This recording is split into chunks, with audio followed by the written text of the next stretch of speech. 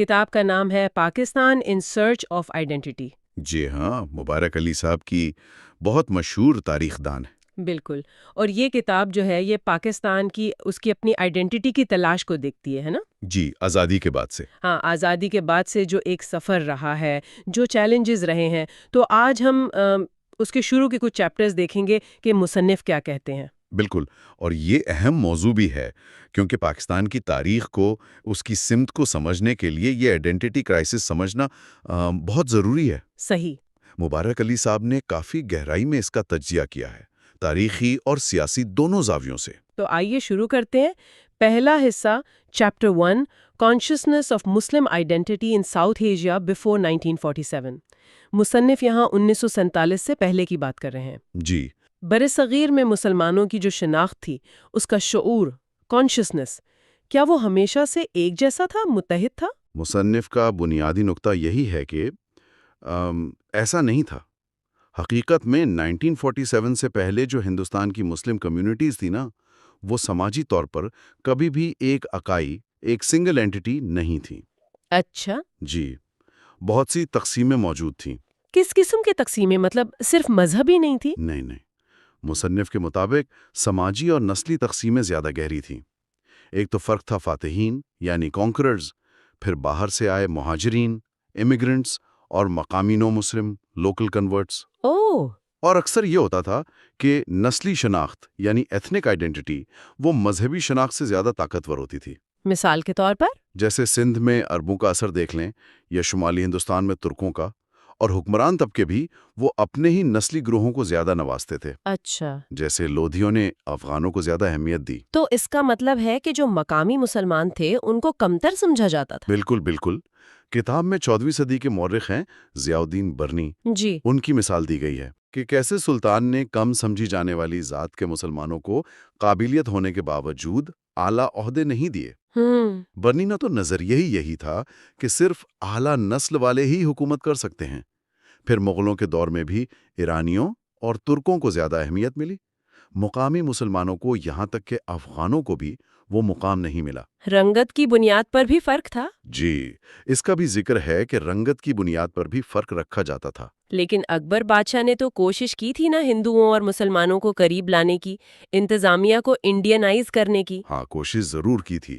اکبر نے انتظامیہ کو چلانے کے لیے راجپوتوں کو شامل کیا، اور بظاہر یہ کوشش کی کہ ہندو مسلم فرق مٹ جائے۔ لیکن کیا وہ مٹ گیا؟ مصنف کہتے ہیں کہ نہیں، طبقاتی تقسیم یعنی کلاس ڈویژن وہ پھر بھی قائم رہی۔ اعلیٰ طبقے کے مسلمانوں نے اعلیٰ ذات کے راجپوتوں کو تو قبول کر لیا۔ اچھا، لیکن نچلی ذات کے مسلمانوں کو نہیں۔ اور اورنگزیب نے بھی، اگرچہ انہوں نے مذہبی اصلاحات سے مسلمانوں کو متحد کرنے کی کوشش کی، پھر بھی انتظامیہ میں ہندو شامل رہے۔ تو اگر حکمران طبقے میں اتنی تقسیم تھی، تو یہ عام مسلمانوں میں جو ایک مسلم شناخت کا احساس ہے وہ کیسے بنا؟ کیا علماء کا کوئی کردار تھا اس میں؟ جی ہاں، بالکل، علماء کا کردار یہاں بہت اہم ہو جاتا ہے۔ انہوں نے ہی مذہبی شعور بیدار کرنے اور ایک الگ مسلم شناخت بنانے پر زور دیا۔ کیسے؟ انہوں نے معاشرے کو واضح طور پر مومن اور غیر مومن میں تقسیم کیا، اور خاص طور سے جو نچلے طبقے کے مسلمان تھے ان میں جو مقامی رسومات تھیں ان پر تنقید کی کہ یہ ہندو اثرات ہیں، مذہب کو پیور رکھنے کی بات کی۔ مقامی نو مسلموں کے بارے میں ان کا رویہ کیسا تھا؟ ان کے بارے میں رویہ کافی سخت تھا۔ کہا جاتا تھا کہ یہ تو آدھے ہندو آدھے مسلمان ہیں، اور زور دیا کہ عربی فارسی سیکھیں تاکہ یہ لوگ صحیح معنوں میں مسلم کمیونٹی کا حصہ بن سکیں۔ تو یہ تو ایک طرح کی کشمکش چل رہی تھی، سماجی تقسیم بھی ہے اور مذہبی اتحاد کی کوشش بھی۔ پھر حالات کیسے بدلے؟ ایک بڑی تبدیلی آئی مغل طاقت کے زوال سے، جب ایران اور وسطی ایشیا سے وہ جو ہنرمند لوگ آتے تھے ان کی آمد رکی۔ جی، فارسی کا اثر کم ہوا اور اردو زیادہ اہم ہو گئی۔ اس سے ہوا یہ کہ جو غیر ملکی نجات اشرافیہ تھی ان کا اثر کم ہوا اور مقامی مسلمانوں کو آگے آنے کا موقع ملا۔ اور پھر انگریز آ گئے، ان کا کیا اثر ہوا؟ ایسٹ انڈیا کمپنی جب طاقت میں آئی تو اس نے مسلم حکمران طبقے کو بالکل ہی کمزور کر دیا۔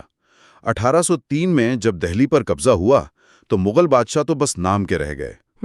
مصنف ایک دلچسپ بات بتاتے ہیں کہ اسی کمزوری کے احساس میں ہندوستان میں خطبے میں عثمانی خلیفہ کا نام پڑھا جانے لگا۔ اچھا، کیوں؟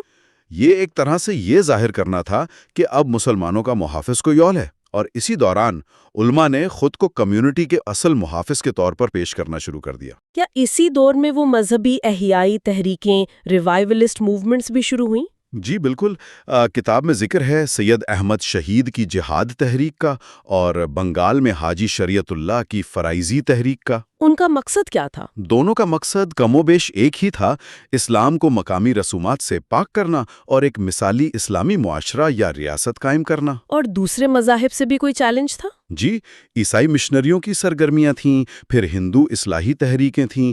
ان سب سے مسلمانوں میں ایک خطرے کا احساس، ایک سینس آف انسیکیورٹی پیدا ہوا۔ تو علماء نے کیا کیا؟ علماء نے منظم ہونا شروع کیا کہ مسلمانوں کو بچانا ہے۔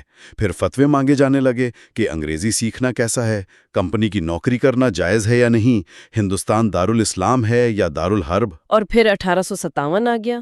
اس کی ناکامی کا کیا اثر ہوا اس شناخت پر؟ ناکامی کے بعد تو بہت مایوسی پھیلی، اوپر سے انگریز دانشوروں نے اسلامی تہذیب اور اداروں پر تنقید شروع کر دی۔ تو جواب میں کیا ہوا؟ جواب میں مسلم اسکالرز نے اپنے مذہب اور تاریخ کا دفاع کیا۔ انہوں نے اسلامی تاریخ کو دوبارہ پڑھا اور اپنا ایک سنہرا ماضی، گولڈن پاسٹ، دریافت کیا۔ ہندوستان سے باہر کا ماضی؟ جی، خاص طور پر ہندوستان سے باہر کا۔ اندلس، قرطبہ یونیورسٹی، عباسی خلافت، اس عظیم ماضی کے تذکرے نے کمیونٹی کو ایک نیا حوصلہ دیا، ایک نئی شناخت کا احساس دیا۔ کیا یہیں سے پین اسلامزم کا تصور بھی جڑا؟ بالکل، بالکل۔ پین اسلامزم یعنی یہ خیال کہ دنیا بھر کے مسلمان ایک ہیں، انہیں ایک دوسرے کا ساتھ دینا چاہیے، یہ احساس اس دور میں بہت بڑھا۔ خاص طور پر ترکی کی سلطنت عثمانیہ کے لیے ہمدردی پیدا ہوئی۔ سر سید کا بھی ذکر ہے۔ جی، سر سید احمد خان کا حوالہ ہے کہ انہوں نے ترکی کو مسلمانوں کی آخری عظیم طاقت کہا تھا۔ پھر بلکان جنگیں ہوئیں تو ہندوستانی مسلمانوں کے جذبات بہت متاثر ہوئے۔ محمد علی جوہر کا وہ قول بھی مشہور ہے۔ جی، کتاب میں ہے کہ انہوں نے کہا تھا کہ ایک مسلمان کا دل بے وقت فاس، تہران اور قسطنطنیہ کے ساتھ دھڑکتا ہے، اور اخبارات نے الہلال، زمیندار، ہمدرد ان جذبات کو بہت پھیلایا۔ اور خلافت تحریک نے تو یقیناً اس شناخت کو اور بھی پختہ کیا ہوگا۔ جی، خلافت تحریک بہت اہم تھی۔ اس نے مسلمان شناخت کے شعور کو بہت وسیع کیا، اور پہلی بار علماء اور جو مغربی تعلیم یافتہ طبقہ تھا وہ ایک پلیٹ فارم پر آئے۔ گاندھی جی کی حمایت بھی تھی؟ جی، اس سے کچھ عرصے کے لیے ہندو مسلم اتحاد بھی ہوا، لیکن جب تحریک ناکام ہوئی تو وہ اتحاد بھی ختم ہو گیا۔ کتاب میں پربھا ڈکشت کا حوالہ ہے کہ خلافت تحریک ایک اقلیت کو قوم بنانے کی طرف ایک اہم قدم تھی۔ تو یہ جو الگ قومی شناخت کا تصور تھا، یہ کیسے مضبوط ہوا پھر، اور اس کا نتیجہ کیا نکلا؟ دیکھیں، جب الگ قومی شناخت پر زور بڑھا تو ظاہر ہے ہندوؤں کے ساتھ سیاسی اور سماجی مہازارائی بھی بڑھی۔ اس کی وجوہات کیا تھی؟ کتاب کئی عوامل بتاتی ہے۔ تعلیم میں فرق تھا، اردو ہندی تنازع تھا، بنگال کی تقسیم ہوئی، پھر جدا گانا انتخابات کا مطالبہ، نوکریوں میں کوٹے کی مانگ۔ اور وہ جوابی تحریکیں؟ ہاں، 1920 کی دہائی میں شدھی اور سنگھٹن جیسی ہندو تحریکیں آئیں تو ان کے جواب میں تبلیغ اور تنظیم جیسی مسلم تحریکیں شروع ہوئیں۔ اس سے فرقہ وارانہ کشیدگی بہت زیادہ بڑھ گئی۔ کیا اس شناخت کو سیاسی مقاصد کے لیے بھی استعمال کیا گیا؟ مصنف کا استدلال یہی ہے کہ جی ہاں، مسلم اشرافیہ نے سیاسی نمائندگی اور سرکاری نوکریوں میں اپنا حصہ حاصل کرنے کے لیے اس مسلم شناخت کا بھرپور استعمال کیا۔ تو کیا دو قومی نظریہ، ٹو نیشن تھیوری، سیاسی ضرورت تھی؟ مصنف کے مطابق بڑی حد تک یہ سیاسی ضرورتوں سے پیدا ہوا، جس میں ہندو اور مسلم ثقافت، رہن سہن، تاریخ، ان کے فرق کو بہت نمایاں کیا گیا۔ اس نظریے کو پھر نظریاتی بنیاد کیسے دی گئی؟ تاریخ کو کیسے استعمال کیا گیا؟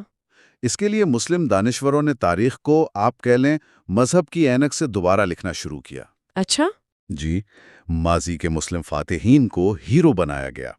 احمد سرہندی اور شاہ ولی اللہ جیسی شخصیات کو دوبارہ دریافت کیا گیا، یہ ثابت کرنے کے لیے کہ دو قومی نظریے کی جڑیں تو تاریخ میں بہت گہری ہیں۔ ادب کا بھی کردار رہا ہوگا؟ بالکل، عبدالحلیم شرر کے تاریخی ناول، حالی کی شاعری اور پھر خاص طور پر اقبال کی شاعری نے جذباتی سطح پر اس الگ مسلم شناخت کو بہت مضبوط کیا۔ اور آخری مرحلے میں سیاسی قیادت نے اس شناخت کو کیسے استعمال کیا؟ مبارک علی لکھتے ہیں کہ سیاسی قیادت نے مذہبی شناخت کو اپنے سیاسی مقاصد کے لیے بہت مہارت سے استعمال کیا، اور ایک دلچسپ بات وہ یہ نوٹ کرتے ہیں کہ قیادت میں بہت سے لوگ اپنی نجی زندگی میں سیکولر تھے، لیکن عوامی سطح پر مذہب پر بہت زور دیتے تھے، اور آخرکار تقسیم ہند کو اسی الگ مسلم شناخت کا اعتراف سمجھا گیا۔ یہ واقعی ایک بہت تفصیلی اور پیچیدہ پس منظر ہے کہ 1947 تک مسلم شناخت کن مراحل سے گزری۔ اب آتے ہیں کتاب کے اگلے حصے پر، chapter 2 Pakistan search for identity. 1947 کے بعد کیا ہوا؟ پاکستان نے اپنی شناخت کیسے تلاش کی؟ جی، آزادی کے فوراً بعد مصنف کے مطابق پاکستان کے سامنے دو راستے تھے۔ ایک راستہ تو یہ تھا کہ ٹھیک ہے، دو قومی نظریہ ملک حاصل کرنے کے لیے ضروری تھا، مان لیا، لیکن اب پاکستان بن گیا ہے تو اب اس بنیاد پر معاشرہ نہیں چل سکتا، اب سب شہری برابر ہیں۔ اور قائد اعظم کی 11 اگست 1947 کی تقریر وہ تو اسی طرف اشارہ کرتی تھی نا؟ بالکل بالکل، قائد اعظم نے اپنی اس مشہور تقریر میں ایک ایسے ہی پاکستان کا ویژن دیا تھا جہاں ریاست کا مذہب، ذات پات، نسل، ان چیزوں سے کوئی تعلق نہ ہو اور تمام شہری برابر ہوں، ایک سیکولر ریاست کا نقشہ تھا۔ تو پھر دوسرا راستہ کیا تھا؟ دوسرا راستہ یہ تھا کہ نہیں جی، دو قومی نظریے پر ہی مسلسل زور دیتے رہو۔ اس کا نتیجہ کیا ہوتا؟ اس کا لازمی نتیجہ یہ نکلتا کہ پاکستان کو اپنی شناخت کے لیے ہمیشہ ہندوستان کا حوالہ دینا پڑتا، اور خود پاکستان کے اندر بھی مذہبی اور نسلی بنیادوں پر تقسیم گہری ہوتی جاتی۔ اور پاکستان نے کون سا راستہ چنا؟ مصنف افسوس کا اظہار کرتے ہیں کہ قائد اعظم کے بعد جو قیادت آئی اس نے بدقسمتی سے دوسرا راستہ چنا۔ کیوں؟ ان کے مطابق سیاسی اتفاق رائے یعنی پولیٹیکل کنسنسس تو تھا نہیں، تو حکمران طبقے نے عوام اور مختلف صوبوں کی حمایت حاصل کرنے کے لیے مذہب کو ایک آلے کے طور پر استعمال کرنا شروع کر دیا۔ اسلام کو پاکستان کی شناخت کی بنیاد قرار دے دیا؟ لیکن اسلام تو ایک مذہب ہے، اسے ریاست کی شناخت یا نظریہ یا آئیڈیالوجی بنانے سے کیا فرق پڑا؟ کیا مسائل پیدا ہوئے؟ یہی تو سب سے اہم نقطہ ہے۔ جب آپ اسلام کو مذہب سے بڑھا کر ریاست کا نظریہ بناتے ہیں تو فوراً سوال اٹھتا ہے کہ بھئی اسلامی ریاست کیسی ہوگی؟ اور کون طے کرے گا؟ بالکل، کون طے کرے گا کہ ریاست اسلامی ہے یا نہیں؟ اس سے ظاہر ہے علماء کو بہت اہمیت مل گئی۔ اور حکومتوں نے کیا کیا؟ حکومتیں اپنے اقتدار کو جائز بنانے کے لیے اسلامی نعرے تو استعمال کرتی رہیں، لیکن مصنف کہتے ہیں کہ اسلام کی جو اصل اقدار ہیں، انصاف، مساوات، ہمدردی، وہ پالیسیوں میں نظر نہیں آئیں۔ یہ جو اصطلاح ہے پاکستانی آئیڈیالوجی، یہ کب اور کیوں سامنے آئی؟ کیا یہ اسلامی نظریے سے مختلف تھی؟ یہ اصطلاح زیادہ مقبول ہوئی ایوب خان کے دور کے بعد، خاص طور پر جب مشرقی پاکستان کا بحران چل رہا تھا۔ اچھا، اس وقت؟ جی، اس وقت جان بوجھ کر اسلامی نظریے کے بجائے پاکستانی نظریے کی بات کی گئی تاکہ دونوں بازوؤں کے لوگوں سے اپیل کی جا سکے کہ ملک کو متحد رکھیں۔ زور ملک پر تھا، یعنی پاکستان پر، اگرچہ بنیاد اب بھی مذہبی تھی۔ کوئی مثال ہے اس کی؟ جی، کتاب میں 1971 میں ریڈیو پاکستان کی تقاریر کا حوالہ ہے۔ جیسے IH قریشی نے کہا کہ قوموں کو زندہ رہنے کے لیے نظریے کی ضرورت ہوتی ہے، یا جاوید اقبال نے کہا کہ مسلم اکثریت کا حق ہے کہ سربراہ مملکت مسلمان ہو اور اسلامی قوانین ہوں۔ اور پھر 1971 میں بنگلہ دیش بن گیا۔ اس کے بعد اس نظریے کا کیا بنا؟ علیحدگی کے بعد یہ دلیل دی گئی کہ نظریہ غلط نہیں تھا، بلکہ حکمران طبقے نے اسے صحیح طرح لافظ نہیں کیا یا غلط استعمال کیا۔ شریف المجاہد کا حوالہ ہے۔ تو نظریے کی تشریح بدل گئی؟ جی، اب پاکستان آئیڈیالوجی میں اسلامائزیشن، دو قومی نظریہ، پاکستان کی جغرافیائی انفرادیت اور ایران و وسطی ایشیا سے ثقافتی تعلق، یہ سب عناصر شامل کر لیے گئے۔ تو یہ جو اسلامائزیشن کا عمل تھا، ریاست اور معاشرے کو اسلامی بنانے کا، یہ کیسے آگے بڑھا؟ کیا شروع سے ہی اس پر اتفاق تھا؟ نہیں، یہ تو شروع سے ہی متنازع رہا۔ قائد اعظم کی وہی 11 اگست والی تقریر جس میں سیکولر ریاست کا تصور تھا، اس پر تو خود مسلم لیگ اور بیوروکریسی میں مسئلہ ہو گیا تھا۔ کیا مطلب؟ کتاب بتاتی ہے کہ اس تقریر کو دبانے کی، سینسر کرنے کی کوشش ہوئی، جسے اس وقت ڈان کے ایڈیٹر تھے الطاف حسین، انہوں نے روکا۔ اوہ! پھر تب سے آج تک یہ تقریر بحث کا مرکز ہے۔ اسلامسٹ کہتے ہیں یہ صرف اقلیتوں کو تسلی تھی، پالیسی بیان نہیں تھا، یا یہ قائد کی بھول تھی، ایبریشن تھی، یا وہ اسلامی نظام سے واقف نہیں تھے۔ یہ شریف المجاہد کی تشریح ہے۔ پھر قرارداد مقاصد آئی، آبجیکٹیوز ریزولوشن 1949 میں، اس کا کیا کردار تھا؟ قرارداد مقاصد نے پہلی بار سرکاری طور پر یہ کہا کہ حاکمیت اللہ کی ہے اور ریاست کو اختیارات امانت کے طور پہ ملے ہیں۔ اس پر کیا رد عمل تھا؟ مشرقی پاکستان سے جو ہندو ممبران تھے جیسے بی کے دت، ایس سی چٹوپادھیایا، انہوں نے سخت مخالفت کی۔ کہا کہ یہ تو پاکستان کو ایک ہیرن والک ریاست یعنی آقا قوم کی ریاست بنانے کی کوشش ہے، اقلیتوں کا مستقبل تاریک ہو جائے گا۔ لیکن وہ منظور ہو گئی؟ جی منظور ہو گئی، اور لیاقت علی خان نے اسے آئین کا دیباچہ پریمبل بنا دیا۔ اس کا ایک مقصد مرکز کو مضبوط کرنا بھی سمجھا جاتا ہے۔ اور پھر مختلف آئینوں میں اس کی حیثیت کیا رہی؟ 1956 کا آئین مقاصد دیباچہ بنی، سربراہ مملکت کا مسلمان ہونا لازمی ہوا، اور کہا گیا کہ کوئی قانون قرآن و سنت کے خلاف نہیں بنے گا۔ مگر یہ آئین تو جلدی ختم ہو گیا، ایوب خان نے منسوخ کر دیا۔ پھر ایوب خان کا 1962 کا آئین آیا۔ جی، اس میں شروع میں نام صرف ریپبلک آف پاکستان تھا، لیکن دباؤ پڑا تو اسلامک شامل کرنا پڑا۔ اس میں اسلامی تعلیمات، زکوٰۃ، وقف، مساجد کا انتظام، ان سب کی بات کی گئی، اور ایک advisory council of Islamic ideology بھی بنائی گئی۔ اور 1973 کا آئین جو بھٹو صاحب کے دور میں بنا، اس میں بھی قرارداد مقاصد دیباچے میں رہی، اسلام کو ریاستی مذہب قرار دیا گیا، اور پہلی بار وزیر اعظم کا مسلمان ہونا بھی لازمی کر دیا گیا۔ اور 1974 کی وہ ترمیم جی، دوسری ترمیم، جس سے احمدیوں کو غیر مسلم قرار دیا گیا۔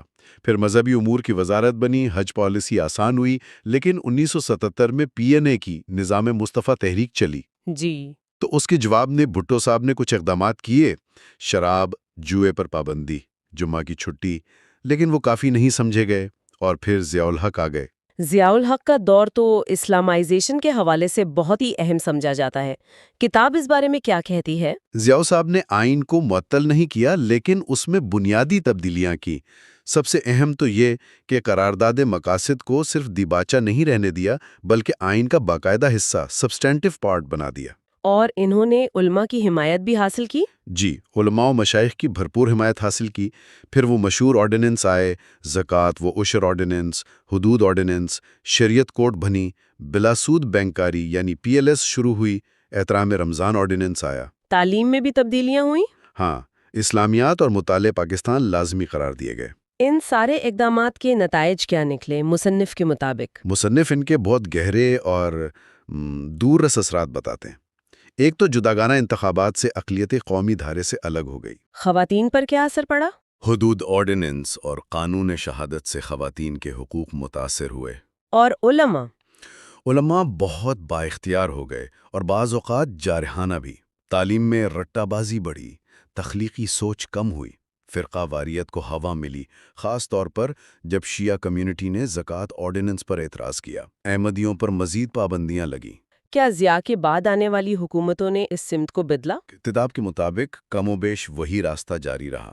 بے نظیر بھٹو نے سٹیٹس کو، یعنی جو صورتحال تھی، اسے برقرار رکھا۔ اور نواز شریف؟ نواز شریف صاحب نے توہین رسالت قانون میں موت کی سزا شامل کی، شریعت بل لانے کی کوشش کی، اور وہ طالبان سے بھی متاثر نظر آئے۔ مالاکنڈ میں TNSM کے دباؤ پر نظام عدل ریگولیشن کا نفاذ، وہ بھی اسی تسلسل میں آتا ہے۔ تو اتنے سالوں کی اسلامائزیشن کا مجموعی نتیجہ کیا نکلا؟ مصنف کا تجزیہ کیا ہے؟ مصنف کا تجزیہ یہ ہے کہ مذہب کے سیاسی استعمال نے حکمرانوں کو اپنی ناکامیوں، اپنی کرپشن پر پردہ ڈالنے کا موقع دیا۔ اور معاشرے پر کیا اثر ہوا؟ معاشرے میں بنیاد پرستی، فنڈامنٹلزم، اس کو تحفظ ملا، فروغ ملا، مدارس بہت زیادہ پھیل گئے، جو بعد میں عسکریت پسندی کا ذریعہ بھی بنے۔ مذہبی انتہا پسندی بڑھی۔ وہ واقعات یاد ہیں، کوئٹہ میں ویڈیو شاپس جلائیں گئیں، مالاکنڈ میں TV توڑنے کی دھمکیاں۔ جی، مغرب دشمنی، جدیدیت مخالف جذبات بڑھے۔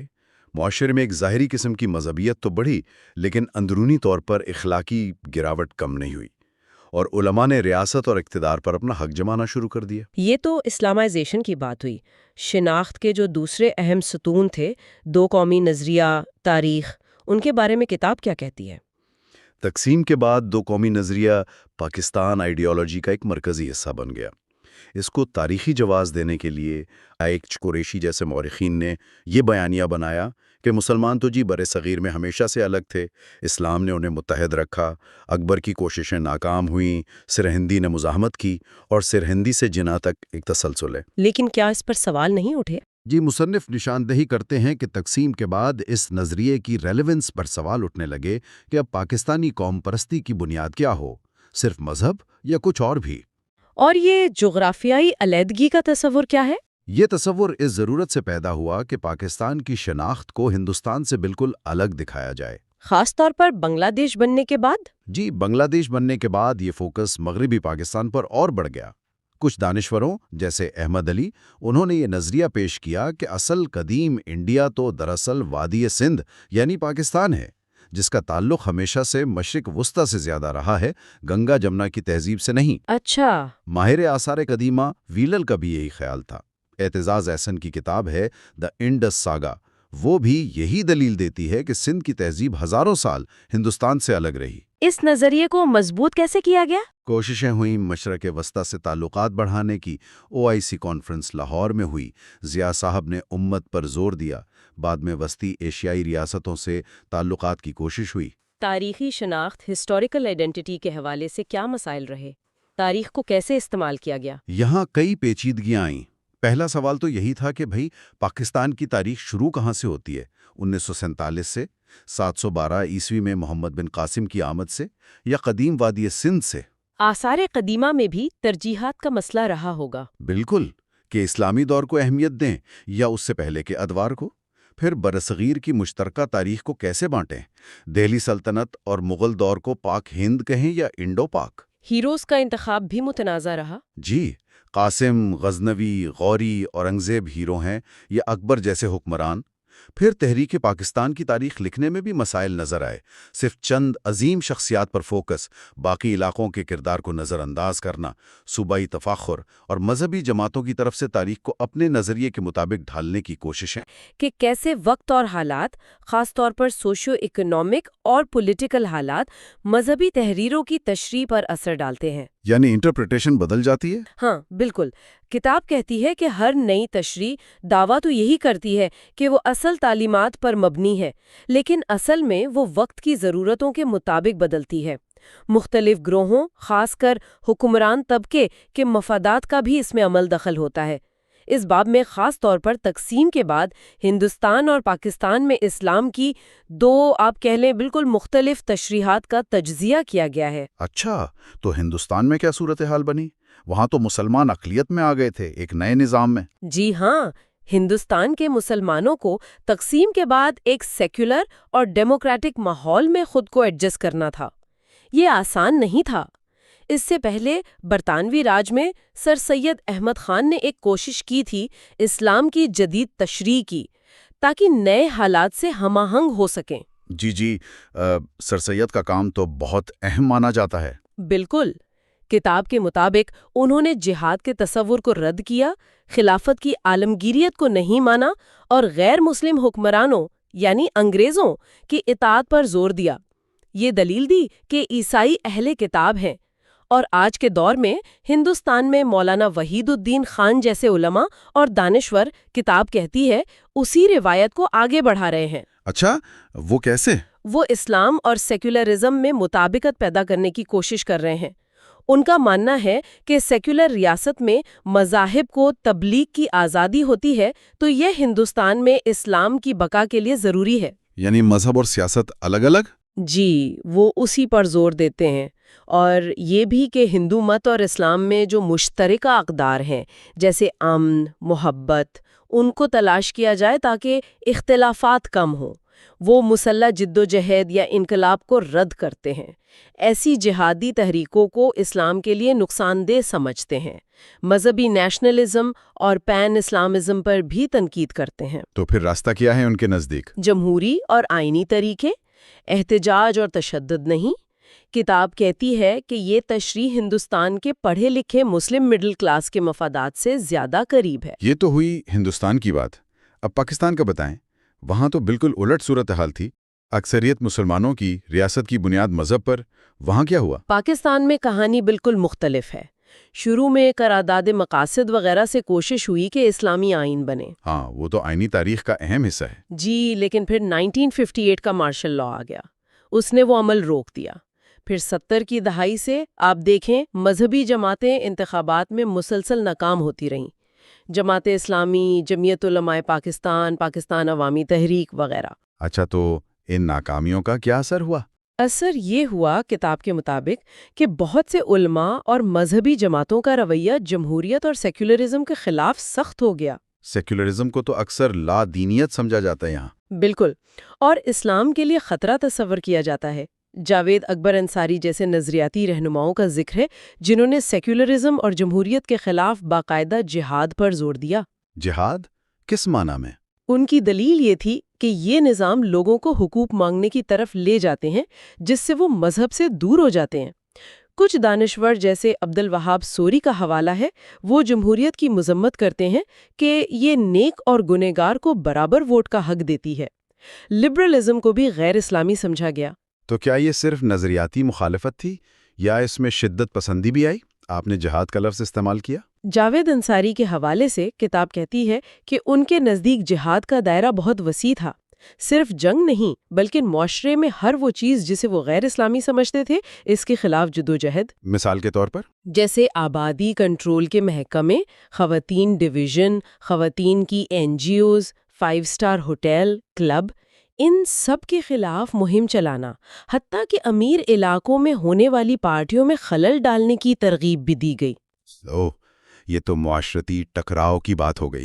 جی، اور اسی دوران پھر افغان جہاد شروع ہو گیا۔ ہاں، اس کا تو بہت گہرا اثر ہوا۔ بالکل، روس کے خلاف افغان جہاد نے پاکستان کی مذہبی جماعتوں کو بہت تقویت بخشی۔ امریکہ اور مغرب سے پیسہ آیا، ہتھیار آئے، مجاہدین ایک بڑی طاقت بن گئے۔ جب روسی فوجیں واپس گئیں تو مجاہدین نے سارا کریڈٹ خود لیا۔ ان کے حوصلے بہت بلند ہو گئے۔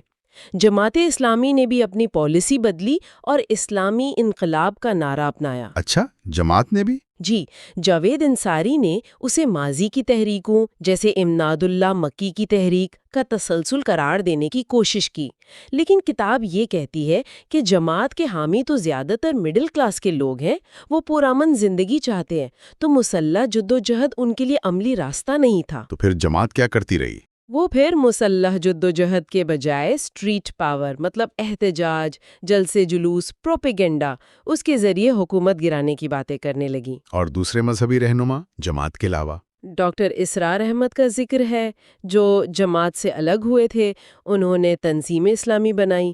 وہ بھی خود کو اسلامی انقلابی تنظیم کہتے تھے۔ ان کا کیا طریقہ تھا؟ وہ منتخب امیر کے بجائے خود امیر بن گئے اور غیر مشروط اطاعت مانگتے تھے۔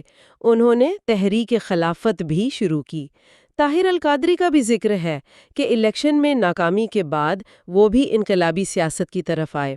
لیکن دلچسپ بات یہ ہے کہ یہ دونوں رہنما اسرار احمد اور طاہر القادری مسلح جدوجہد کے بجائے کردار سازی پر زیادہ زور دیتے رہے۔ کردار سازی؟ جی، کتاب کہتی ہے کہ یہ طریقہ ان کے پیروکاروں جو زیادہ تر تاجر طبقے یا ریٹائرڈ افسران تھے ان کے لیے زیادہ قابل قبول تھا، کیونکہ یہ اسٹیٹس کو براہ راست چیلنج نہیں کرتا تھا۔ سمجھ گیا، یعنی ایک محفوظ راستہ۔ اور پھر وہ مسلح گروہ بھی تو تھے جو افغان جہاد سے نکلے۔ ہاں بالکل، افغان جنگ کے عروج پر 1986 کے آس پاس مرکز الدعوت والارشاد جیسی تنظیمیں بنی۔ اس کی مسلح شاخ لشکر طیبہ کہلائی، مرکز مریدکے میں۔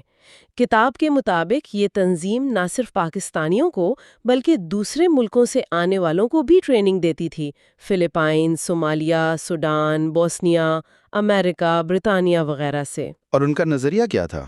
وہ روایتی سیاست، احتجاج، ہڑتال، ان سب کو مسترد کرتے تھے۔ مسائل کا حل صرف خون اور لوہے کی پالیسی یعنی طاقت کے استعمال میں دیکھتے تھے۔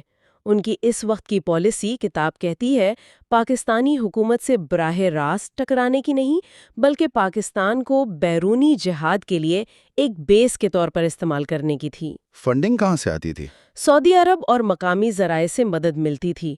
ان کے علاوہ بھی کتاب کہتی ہے تقریباً 20-22 اور لشکر تھے، حزب المجاہدین، سپاہ صحابہ، سپاہ محمدی وغیرہ۔ ان میں سے تو کچھ فرقہ وارانہ بھی تھے۔ جی بالکل، سپاہ صحابہ اور سپاہ محمدی تو شیعہ سنی تنازع میں ملوث تھے۔ ان کے بارے میں کہا جاتا ہے کہ انہیں سعودی عرب اور ایران سے فنڈنگ ملتی تھی۔ ان گروہوں کے حامی زیادہ تر غریب طبقے سے آتے تھے، جنہیں مدارس میں مفت تعلیم، رہائش ملتی تھی۔ یہ وابستگی انہیں ایک شناخت، سماجی حیثیت اور زندگی کا مقصد دیتی تھی۔ اور اگر فنڈز کم پڑ جائیں؟ تو کتاب میں ذکر ہے کہ یہ گروہ بینک ڈکیتی اور بھتہ خوری جیسے جرائم میں بھی ملوث پائے گئے۔ یہ ایک بہت تاریک تصویر ہے، لیکن کیا ان مسلح گروہوں کو عوام میں بہت زیادہ حمایت حاصل تھی؟ نہیں، کتاب کا تجزیہ یہی ہے کہ وسیع عوامی حمایت انہیں کبھی نہیں ملی۔ پاکستانی معاشرے میں خاص طور پر پنجاب میں مولوی کا سماجی رتبہ روایتی طور پر اتنا اونچا نہیں رہا۔ دیہاتوں میں تو جاگیرداروں کا اثر ہوتا ہے۔ بالکل، تو مذہبی جماعتوں کا اثر زیادہ تر شہروں کے مڈل کلاس تک رہا، اور وہ بھی قوم پرست اور لسانی جماعتوں کے آنے سے کم ہوا۔ مبارک علی کا موقف ہے کہ عوام کی اکثریت شدت پسندی کے بجائے برداشت اور مل جل کر رہنے پر یقین رکھتی ہے۔ تو اس باب کا خلاصہ کیا ہوا؟ ہندوستان اور پاکستان میں فرق؟ خلاصہ یہ کہ مصنف کے مطابق ہندوستان میں اسلام کی تشریح جمہوریت اور سیکولرزم سے مطابقت، امن، برداشت اور دانشورانہ بحث کی طرف گئی، جو وہاں کے حالات کے مطابق تھی، جبکہ پاکستان میں مذہب اور سیاست لازم و ملزوم سمجھے گئے۔ سیاسی طاقت کا حصول مقصد بنا، کچھ گروہوں نے انتہا پسند نظریات مسلط کرنے کی کوشش کی اور زور طاقت کے استعمال پر زیادہ رہا۔ واقعی بہت بڑا فرق ہے۔ اچھا، اب چلتے ہیں باب 4 کی طرف، تاریخ، نظریہ اور نصاب، یعنی ہسٹری، آئیڈیالوجی اینڈ کریکولم۔ جی، یہ باب دیکھتا ہے کہ تاریخ کو حکمران طبقے کیسے اپنے اقتدار کو لیجیٹیمیسی دینے کے لیے استعمال کرتے ہیں۔ پاکستان کے حوالے سے کیا کہا گیا ہے؟ کتاب کا استدلال ہے کہ پاکستان میں تاریخ کو بڑی حد تک نظریہ پاکستان یعنی پاکستان آئیڈیالوجی کے تابع لکھا گیا ہے۔ یہ نظریہ الگ مسلم قومیت پر زور دیتا ہے اور تقسیم کا جواز پیش کرتا ہے۔ مصنف کہتی ہیں کہ اس نظریاتی ضرورت نے تاریخ کی آبجیکٹیوٹی یعنی غیر جانبداری کو بہت نقصان پہنچایا ہے۔ حقائق کو حکمرانوں کے مفاد میں پیش کیا جاتا ہے۔ کوئی مثال؟ تاریخ کے مختلف ادوار کو کیسے دکھایا جاتا ہے؟ ہاں، کئی مثالیں ہیں۔ جیسے قدیم تاریخ، موہنجوداڑو وغیرہ، اسے اکثر نظر انداز کیا جاتا ہے کیونکہ وہ پری اسلامک ہے، یعنی اسلام سے پہلے کا دور۔ جی۔ تاریخ کا آغاز عموماً محمد بن قاسم کے حملے سے کیا جاتا ہے، باب اسلام کہہ کر۔ مقصد یہ ہوتا ہے کہ عرب اور وسطی ایشیا سے تعلق پر زور دیا جائے، ہندوستان کی اپنی تاریخ پر نہیں۔ ایچ دانی کا بھی یہی خیال تھا شاید؟ ہاں، ان کا حوالہ بھی ہے۔ پھر ہندوستان پر مسلم حکمرانی کا دور، میڈیول انڈیا، وہ بھی متنازع بنا دیا جاتا ہے۔ وہ کیسے؟ کیونکہ طاقت کے مراکز دہلی، آگرہ، وہ موجودہ پاکستان سے باہر تھے۔ کچھ بنیاد پرست مورخین ان حکمرانوں کو بھی غیر اسلامی کہتے ہیں کہ انہوں نے سیکولر طریقے سے حکومت کی، ہندوؤں کو شامل کیا۔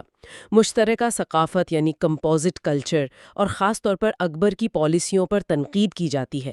IH قریشی کا حوالہ ہے، اکبر کو تو نصاب سے نکال دیا گیا ہے یا منفی انداز میں پیش کیا جاتا ہے۔ اچھا، یہاں تک کہ مغلوں پر بھی تنقید؟ جی، ایک حالیہ مضمون کا ذکر ہے جس میں مغلوں پر ہندو عورتوں سے شادی کر کے مسلم ثقافت کو آلودہ کرنے کا الزام لگایا گیا۔ یہ تو بہت عجیب بات ہے۔ اچھا، جدوجہد آزادی اور علاقائی تاریخوں کا کیا بنا؟ جدوجہد آزادی کو جدوجہد پاکستان میں بدل دیا گیا ہے۔ اصل دشمن انگریز کے بجائے کانگریس اور ہندو بن جاتے ہیں۔ پاکستان کا بننا انگریزوں سے آزادی نہیں، ہندوؤں پر فتح کے طور پر دکھایا جاتا ہے۔ اور صوبوں کی تاریخ؟ انہیں بھی قومی نظریے کے تابع کیا جاتا ہے۔ پنجاب کی سکھ تاریخ کو سکھا شاہی یعنی بد انتظامی کہہ کر رد کر دیا جاتا ہے۔ سندھ کے پاکستان میں شامل ہونے کی تعریف کی جاتی ہے، لیکن NWFP یعنی صوبہ سرحد کی کانگریس سے وابستگی کی مذمت۔ بلوچستان کی ریاست قلات کی ہچکچاہٹ کا ذکر غائب۔ کوشش ہوتی ہے کہ ثقافت کو ہوموجنائز کیا جائے، علاقائی شناختیں دب جائیں، غیر مسلم اقلیتیں بھی تاریخ سے باہر۔ کیا پاکستان کے اپنے سیاسی اتار چڑھاؤں کا بھی اثر پڑا تاریخ لکھنے پر؟ بالکل۔ فوجی آمریتیں آئیں، مشرقی پاکستان الگ ہوا، ان سب بحرانوں کا اثر تاریخ کی کتابوں پر پڑا۔ 1961 میں تو تاریخ کو الگ مضمونی ختم کر کے سوشل سٹڈیز میں ڈال دیا۔ نصابی کتابیں حکومتوں کے ساتھ بدلتی رہتی ہیں، کبھی فوج ذمہ دار، کبھی سیاستدان۔ مصنف کہتی ہیں کہ یہ کٹی پھٹی تاریخ طلباء میں اصل تاریخی شعور پیدا نہیں کرتی، بس سرکاری بیانیہ رٹوایا جاتا ہے۔ یہ تو واقعی سوچنے کی بات ہے۔ چلیں اب باب 5 پر آتے ہیں، پاکستان میں تاریخ کے مضمون کی ترقی۔ یہ پچھلے باب سے ہی جڑا ہوا ہے۔ جی ہاں، یہ باب براہ راست تعلیمی اداروں میں تاریخ کی پڑھائی اور تحقیق یعنی ریسرچ کی حالت کا جائزہ لیتا ہے، بہت تنقیدی انداز میں۔ مصنف شروع میں ہی سوال اٹھاتی ہیں کہ کیا آج کے ٹیکنالوجی کے دور میں تاریخ جیسے مضمون کی کوئی ضرورت ہے بھی؟ اور جواب کیا ہے؟ جواب یہ کہ تاریخ تو اہم ہے، لیکن پاکستان میں جو پڑھائی جا رہی ہے وہ مسخ شدہ ہے، ڈسٹارٹڈ ہے، اور مسئلہ یہ ہے کہ جدید تاریخی تحقیق کے طریقوں سے لا علمی ہے۔ وجہ پھر وہی ریاستی نظریہ؟ جی، بنیادی وجہ وہی ہے۔ ریاست نے تاریخ کو اپنے سیاسی اور نظریاتی مفادات کے لیے استعمال کیا، جس سے یہ مضمون تباہ ہوا۔ نصابی کتابیں قوم پرستی اور مذہبی قدامت پسندی کو فروغ دیتی ہیں۔ قدیم، وسطی، نو آبادیاتی ادوار سب کو نظریاتی رنگ میں پیش کیا جاتا ہے۔ زور صرف تحریک پاکستان پر، وہ بھی سرکاری نقطۂ نظر سے۔ اور یونیورسٹیوں میں کیا حال ہے؟ وہاں بھی کتاب کے مطابق صورتحال اچھی نہیں۔ تقسیم کے بعد جو استاذہ آئے وہ تعلیمی معیار سے زیادہ اندرونی سیاست میں دلچسپی رکھتے تھے۔ نصاب یعنی سلیبس پرانا، فرسودہ، امتحان میں وہی گھسے پیٹے سوال۔ طلباء کیا کرتے ہیں پھر؟ وہ اصل کتابیں پڑھنے کے بجائے سستی گائیڈز اور خلاصوں سے کام چلاتے ہیں۔ ریسرچ میتھڈالوجی کی تربیت ہے نہیں، نظریاتی دباؤ مضمون کو بورنگ بنا دیتا ہے۔ اردو اور سندھی میں اچھی کتابوں کی کمی بھی ایک مسئلہ ہے، اور پھر تاریخ پڑھ کر نوکری ملنا بھی مشکل ہے، تو رجحان ویسے ہی کم ہو جاتا ہے۔ اور اسکول کی سطح تو شاید اور بھی خراب ہو؟ جی، کتاب کہتی ہے وہاں حالت اور بھی ابتر ہے۔ تاریخ سوشل سٹڈیز کا حصہ بن گئی، نصابی کتابیں ناقص، اکثر غیر ماہر لوگ لکھتے ہیں، بھارت مخالف مواد ہوتا ہے جو نفرت پھیلاتا ہے، ہیروز پر غیر ضروری زور، سیاستدان، صوفی، فوجی، عام آدمی کی تاریخ غائب۔ تحقیق کا کیا حال ہے ملک میں؟ ریسرچ کا؟ تحقیق بھی زیادہ تر ڈگری یا پروموشن کے لیے ہوتی ہے، معیار کم ہوتا ہے۔ زیادہ تر تحقیق پاکستان موومنٹ پر جو سرکاری بیانیے کو سپورٹ کرتی ہے۔ فارسی عربی آتی نہیں تو وسطی یا اسلامی تاریخ پر کام بہت کم ہے۔ ریٹائرڈ بیوروکریٹس اور جنرل اپنی یادداشتیں لکھتے ہیں جو اکثر خود ستائشی ہوتی ہیں۔ وہ اہم ڈاکیومنٹس تک رسائی بھی مشکل بنا دیتے ہیں۔ لائبریریاں خراب، کیٹالوگ نہیں، فنڈز نہیں، سرکاری ریکارڈ تک رسائی مشکل، یہ سب محققین کے لیے مسائل ہیں۔ تو تحقیقی ادارے بھی کام نہیں کر رہے؟ پاکستان ہسٹوریکل سوسائٹی جیسی تنظیمیں غیر فعال ہیں۔ PIHCR اسلام آباد، سندھی ادبی بورڈ، ان کی کارکردگی بھی زوال کا شکار بتائی گئی ہے۔ تو مصنف کا نتیجہ کیا ہے اس باب میں؟ کوئی مثبت پہلو؟ تجزیہ تو مایوس کن ہے۔ ریاستی کنٹرول اور نظریاتی گرفت کی وجہ سے تعلیمی آزادی محدود ہے۔ حکمران طبقے میں تاریخ سے بے رغبتی ہے۔ لیکن ایک بات وہ کہتی ہیں کہ عوام میں ہسٹری فرام بلو یعنی عام آدمی کی تاریخ جاننے کی دلچسپی ہے۔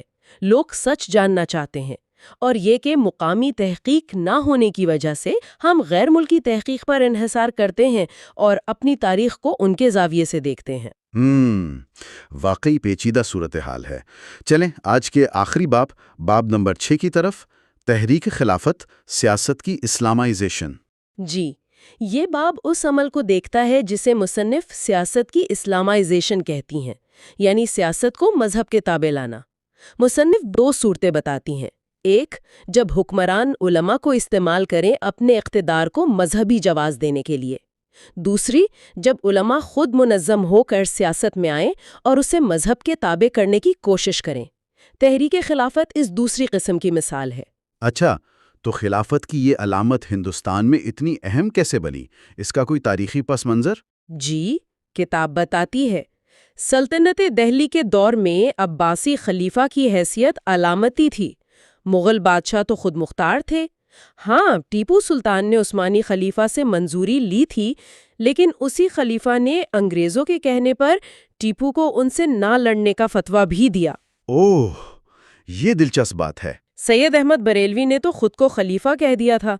پھر 1857 میں انگریزوں نے خود عثمانی خلیفہ سے فتویٰ لے کر مسلمانوں کو اپنے خلاف لڑنے سے روکا۔ تو یہ علامت مختلف وقتوں میں استعمال ہوئی، لیکن مغل سلطنت کے خاتمے کے بعد ہندوستانی مسلمانوں کو ایک مرکزی علامت کی ضرورت تھی جو انہیں عثمانی خلافت میں نظر آئی۔ اور پھر وہ کیا فوری وجوہات تھیں جس سے یہ ایک بڑی تحریک بن گئی؟ سر سید نے تو انگریزوں سے وفاداری پر زور دیا تھا۔ 1857 کے بعد دیوبند اور علی گڑھ دو دھارے تھے۔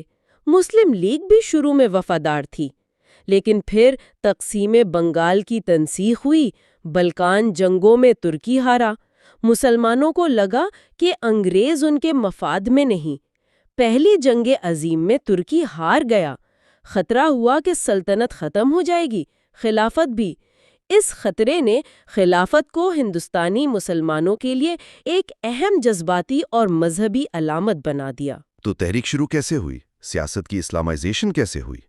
اہم موڑ تھا 1918 کا مسلم لیگ کا دہلی اجلاس، جب علماء بڑی تعداد میں شریک ہوئے۔ خلیق الزمان جیسے لوگوں نے اسی وقت کہا تھا کہ اس سے سیاست پر مذہب حاوی ہو جائے گا، اور وہی ہوا۔ خلافت کا مسئلہ مرکزی بن گیا۔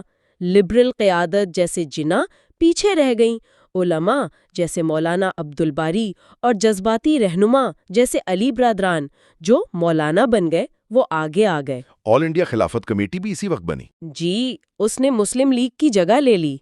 تحلیق میں جذباتیت، نعرے، فائری سپیچز کا زور تھا۔ پھر گاندھی جی نے بھی حمایت کی ہندو مسلم اتحاد کے لیے۔ محمد علی جوہر نے کہا سیاست مذہب سے جدا نہیں ہو سکتی۔ گاندھی نے اسے اپنی تحریکوں سے جوڑ دیا؟ ہاں، رولٹ ایکٹ اور پنجاب کے مظالم کے خلاف مہم سے۔ کتاب کہتی ہے کہ شاید گاندھی کو علماء اور علی برادران کے ساتھ کام کرنا زیادہ آسان لگا۔ کانگریس اور خلافت کمیٹی نے مل کے نان کوآپریشن یعنی عدم تعاون کی تحریک چلائی۔ 1920 میں علماء نے متفقہ فتویٰ دیا کہ انگریز حکومت سے ہر قسم کا تعاون حرام ہے۔ یہ تو بہت بڑی تحریک تھی۔ انجام کیا ہوا اس کا؟ گاندھی رہنما بن گئے، لیکن 1922 میں چورا چوری کے واقعے کے بعد جہاں تشدد ہوا، گاندھی نے اچانک تحریک واپس لے لی۔ اوہ، اس سے تو مایوسی پھیلی ہوگی۔ بہت زیادہ۔ اور پھر 1924 میں ترکی میں مصطفیٰ کمال آتا ترک نے خلافت کا ادارہ ہی ختم کر دیا۔ تو تحریک کا مقصد ہی ختم ہو گیا؟ جی بالکل، آپ کہہ لیں کہ ہندوستان کے مسلمانوں کی سیاست کو گہرا مذہبی رنگ دے دیا۔ اچھا، کس طرح سے؟ اس طرح کہ پولیٹیکل ایشوز کو پولیٹیکل ٹرمز میں انالائز کرنے کے بجائے نا ہر چیز کو مذہب کے آئینے میں دیکھا جانے لگا۔ تو نتیجہ کیا ہوا؟ علماء کا اثر بڑھا اور وہ لیڈرشپ میں آ گئے۔ اچھا، یعنی سیاسی شعور کے بجائے مذہبی شعور زیادہ پروان چڑھا۔ جی، کتاب تو یہی کہتی ہے۔ اس کے مقابلے میں آپ دیکھیں کانگریس کا ایجنڈا سیاسی تھا، اس نے اپنے فالوورز میں پولیٹیکل اویئرنیس پیدا کی۔ صحیح۔ کتاب کے مطابق یہ جو مذہبی قیادت تھی نا، اس کی وجہ سے مسلم کمیونٹی بہت سے زمینی حقائق نہیں سمجھ سکی۔ جیسے سلطنت عثمانیہ کے عرب علاقوں پر اثرات یا عرب بغاوت کی خبریں، ان پر یقین ہی نہیں کیا گیا۔ عثمانی تاریخ یا ان کے اداروں کی کمزوریوں سے بھی لا علمی تھی، وہ بس ایک جذباتی وابستگی تھی۔ تو کیا کتاب یہ کہہ رہی ہے کہ یہ تحریک ایک طرح سے ویسٹڈ ایفرٹ تھی؟ ایک انٹرپریٹیشن تو یہی نکلتی ہے کہ یہ ہندوستانی مسلمانوں کی توانائیوں کا ضیاع تھا۔ کیوں؟ کیونکہ انہوں نے اپنے مسائل چھوڑ کر ایک بیرونی مسئلے پر اتنی توجہ دی، اور جب خلافت ختم ہوئی تو شدید مایوسی پھیلی۔ لیکن ایک دوسری تشریح بھی ہے۔ اچھا، وہ کیا ہے؟ بلکہ اینٹی برٹش تھی۔ اچھا جی، اور اس کا مقصد مسلمانوں کو انڈین پالیٹکس میں ایکٹیو کرنا تھا۔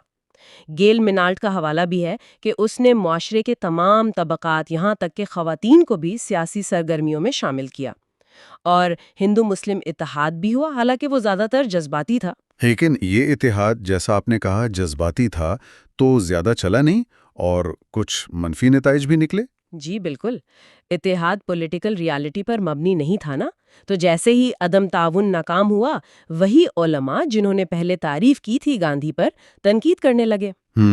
کتاب میں 2 بڑی مثالیں دی ہیں جو مذہب کو سیاست میں لانے کے ڈسٹرکٹیو اثرات دکھاتی ہیں۔ ایک تو ہجرت تحریک، نہ اس کا سنا ہے۔ جی، علماء کے فتوے پر ہزاروں غریب مسلمانوں نے افغانستان ہجرت کی، سب کچھ بیچ باچ کر۔ وہاں کچھ نہ ملا، تباہ حال واپس لوٹے، سینکڑوں ہلاک ہوئے، اور فتویٰ دینے والے خود نہیں گئے۔ افسوسناک۔ اور دوسری مثال؟ دوسری موپلا بغاوت، یہ بنیادی طور پر تو کسانوں کی معاشی بغاوت تھی اپنے زمینداروں کے خلاف، صحیح ہے۔ لیکن خلافت کے نعرے نے اسے مذہبی رنگ دے دیا۔ بغاوت کچل دی گئی، موپلاؤں کا بہت نقصان ہوا، لیکن ان کے جو اصل مسائل تھے وہ حل نہیں ہوئے۔ فنڈنگ کا بھی ذکر ہے کتاب میں؟ ہاں، فنڈنگ ایک اہم پہلو تھا۔ عوام سے، خاص طور پر بامبے کے سیٹھوں سے بڑے پیمانے پر چندہ لیا گیا۔ خواتین نے اپنے زیورات تک دے دیے۔ واہ! لیکن بعد میں فنڈز میں خرد برد کے الزامات لگے، اس سے قیادت بدنام ہوئی اور تحریک کا انجام کافی افسوسناک ہوا۔ تو اس چیپٹر کا خلاصہ کیا بنتا ہے؟ خلاصہ یہ کہ خلافت تحریک اصل میں ابھرتی ہوئی مسلم مڈل کلاس کی اپنی شناخت کی تلاش تھی، ایک طرح سے، اچھا۔ اور اس کے لیے انہوں نے اسلام کا سہارا لیا۔ اس تحریک کا سب سے بڑا یا آپ کہیں لاسٹنگ نتیجہ یہ نکلا کہ مذہب انڈین مسلم سیاست کا ایک مستقل حصہ بن گیا۔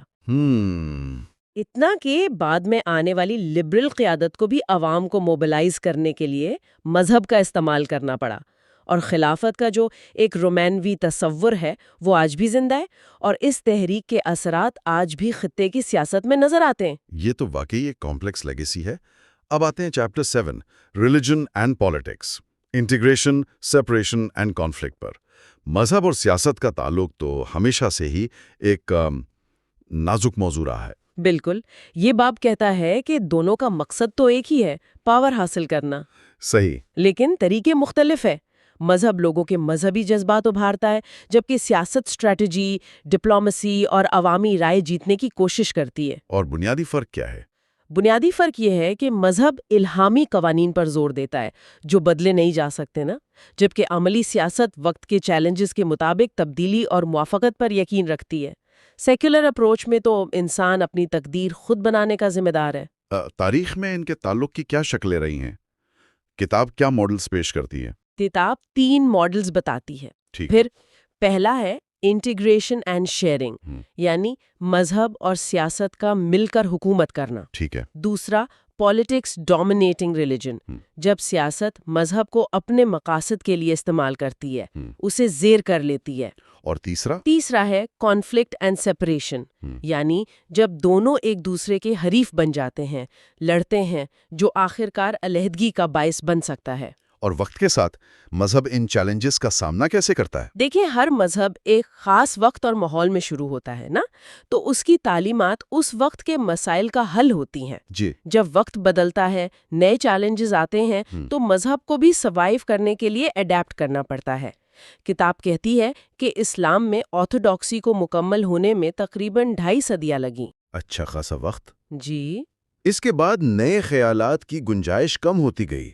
ایسے میں مذہب کے پاس 3 راستے ہوتے ہیں، یا تو تبدیلی کو ریجیکٹ کرے اور دبائے، یا وقت کے ساتھ خود کو ڈھالے، یا پھر عملی زندگی سے پیچھے ہٹ کر صرف روحانیت تک محدود ہو جائے۔ اور آج کے دور میں آج تو سائنس اور ٹیکنالوجی اتنی تیزی سے معاشرے کو بدل رہی ہیں، علم اتنا پھیل گیا ہے کہ سیاست، معیشت، سائنس یہ سب الگ الگ اسپیشلائزڈ فیلڈز بن گئے ہیں۔ صحیح۔ علماء کے لیے ان سب کی پیچیدگیوں کو سمجھنا اور انہیں مذہبی تعلیمات سے ہم آہنگ کرنا بہت مشکل ہے۔ اسلامی تاریخ میں یہ تعلق کیسے ایوالو ہوا؟ کیا شروع میں مذہب اور سیاست الگ تھے؟ کتاب کے مطابق عباسی انقلاب کے بعد ایک طرح کی سپریشن ہو گئی تھی۔ خلیفہ سیاسی اور انتظامی معاملات میں ایبسولوٹ اتھارٹی بن گیا، اور شریعت؟ وہ علماء کے سپرد ہو گئی۔ لیکن ہوا یہ کہ رفتہ رفتہ علماء ریاست کے ملازم بن گئے، قاضی، مفتی، محتسب، امام۔ اچھا۔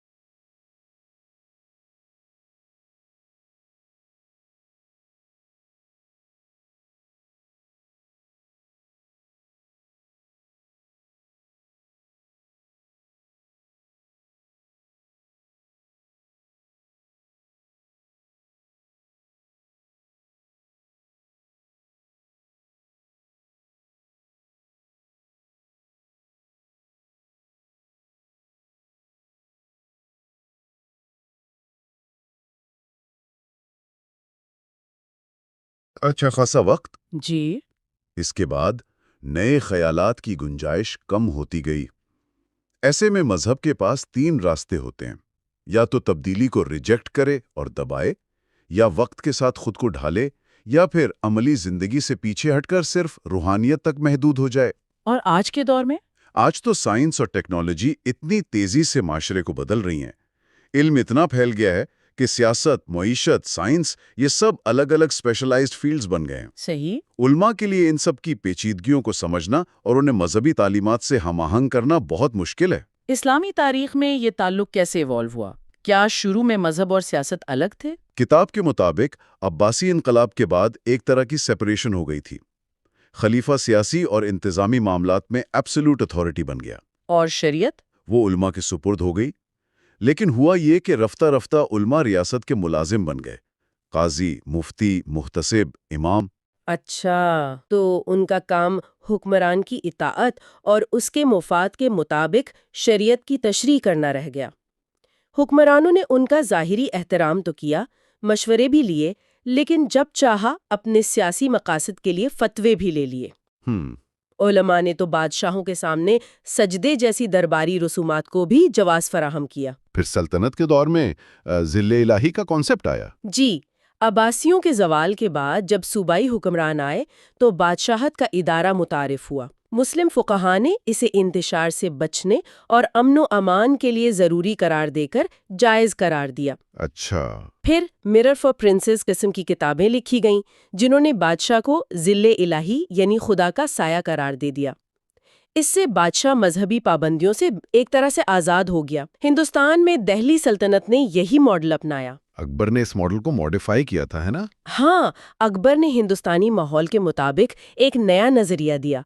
ابو فضل نے فلسفیانہ بنیاد فراہم کی کہ بادشاہت خدا کا نور ہے، فرع ازدی۔ اچھا۔ اور بادشاہ کو رعایا کی بھلائی کے لیے پرانی روایات بدلنے کا حق حاصل ہے۔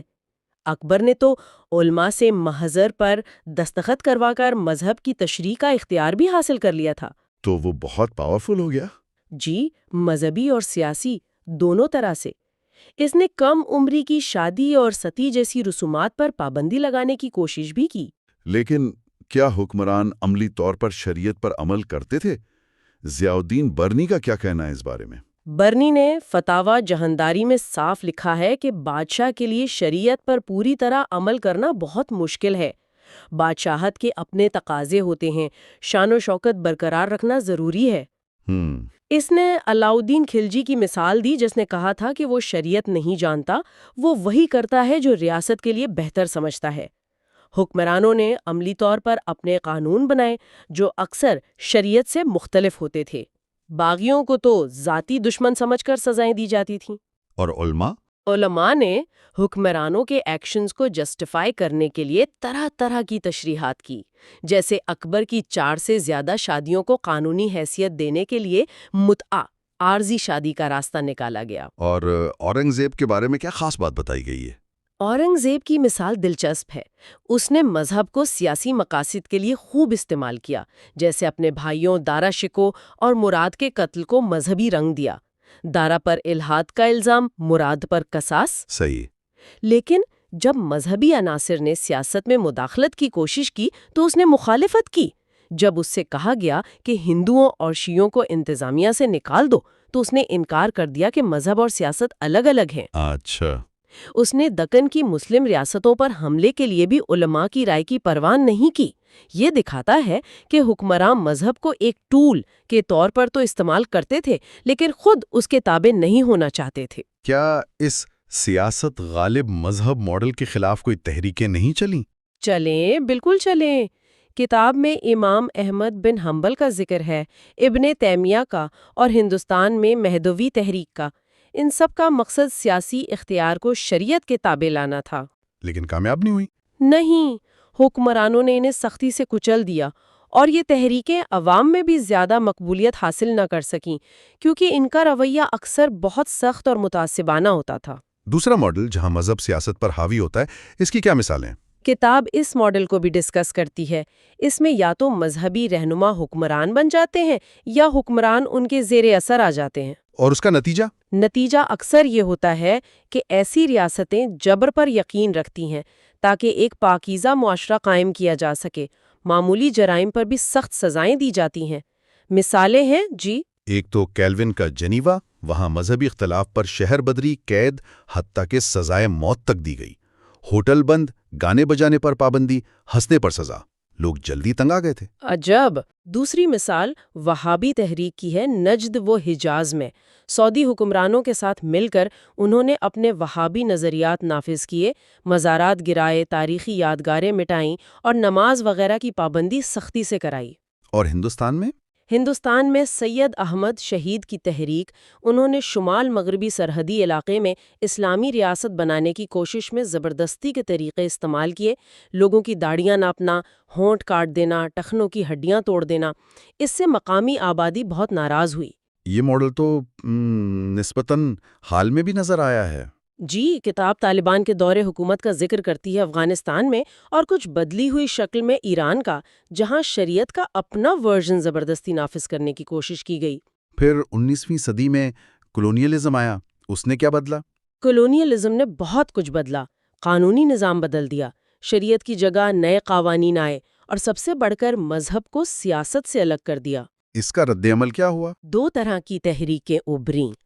ایک ریوائولسٹ جو نو آبادیاتی نظام کی مزاحمت کرتی تھیں اور شریعت نافذ کرنا چاہتی تھیں، جیسے مہدی سوڈانی۔ اور دوسری ریلیجس تحریکیں تھیں جن کا مقصد سیاست میں پڑے بغیر مسلمانوں کی مذہبی شناخت مضبوط کرنا تھا، جیسے دیوبند، بریلوی۔ وہ ریاست سے تعاون بھی نہیں کرتی تھیں۔ کولونیلزم کا مجموعی اثر کیا ہوا؟ کولونیلزم اور اس کے ساتھ آنے والی ٹیکنالوجی نے معاشرے کو بدل دیا۔ قوم پرستی، سوشلزم جیسے نئے نظریات آئے۔